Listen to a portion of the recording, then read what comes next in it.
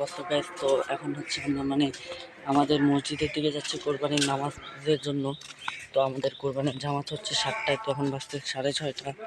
তো আমি চেষ্টা করতেছি তাড়াতাড়ি যাওয়া, গোসল করে নিচ্ছি। তো চলো।